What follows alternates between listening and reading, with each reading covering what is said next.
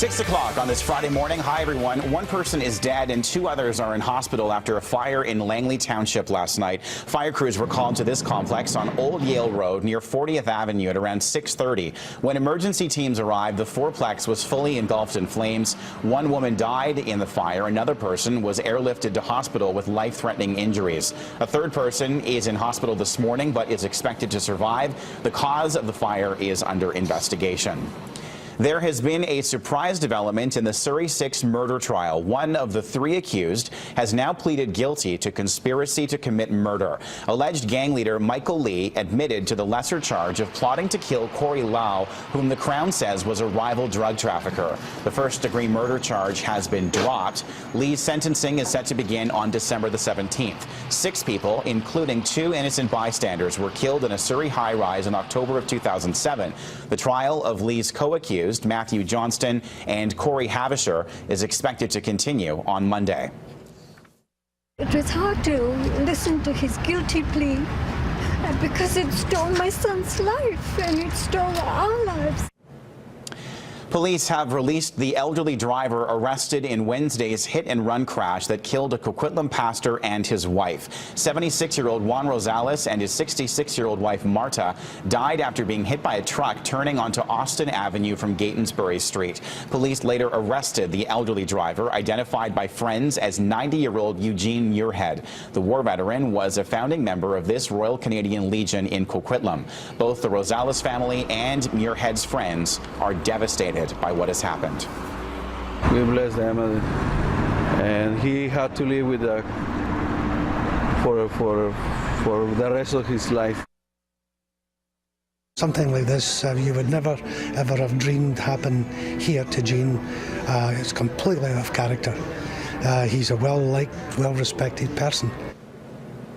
The man who abducted a toddler from his BC home 2 years ago will learn today if he is going to be considered a dangerous offender. In September of 2011, Randall Hopley abducted 3-year-old Keenan Hebert from his Sparwood home. The 48-year-old held Keenan at a nearby Bible camp for nearly 4 days before releasing him unharmed. The Crown is seeking 9 to 11 years of jail time and a dangerous offender designation. Hopley's defense team is arguing for just 5 years in prison. Both sides have agreed to a reduction of jail time because Hopley returned the boy following pleas from his parents.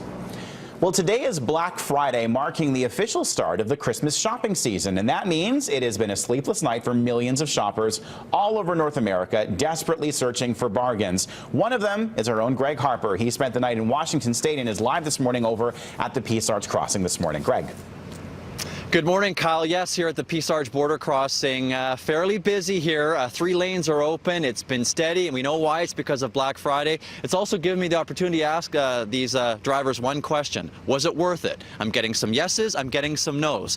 More one-sided at Bellis Fair. We were there just after 3 o'clock this morning, just outside the Target store. Very busy parking lot. I looked at the license plates. The majority of them from BC, and we've seen a real push in our province from retailers trying to keep consumers in our province, but still many are heading south. Many say the deals are just too good to pass up in the U.S. This is first time for us. We've never came on a Black Friday before, and I actually find it's easier to shop other than BC because it gets so crowded on Boxing Days there and so much pushing and lineups. Here it's nothing like that, and the prices are really good. In the mall there are great deals. We walked in, found what we wanted, half price, and the lineups weren't bad at all, and this is the way to do it. Absolutely. And there are many shoppers, Kyle, that came over last night, and we're seeing lots of groggy people here this morning, not only at the mall, but now here at the Peace Arch border crossing. All right, go have some coffee. Greg Harper live this morning over at the Peace Arch border crossing in Surrey. BC's transportation minister says he's ready to look at closing one Nanaimo Ferry terminal as a way of cutting costs and bringing in a passenger-only service instead. The corporation has to get creative to save money. Taxpayers will contribute $200 million for the service this fiscal year. The ministry is currently analyzing 2 routes linking Nanaimo with Horseshoe Bay and to Wasson to see if further efficiencies can be found in 2017.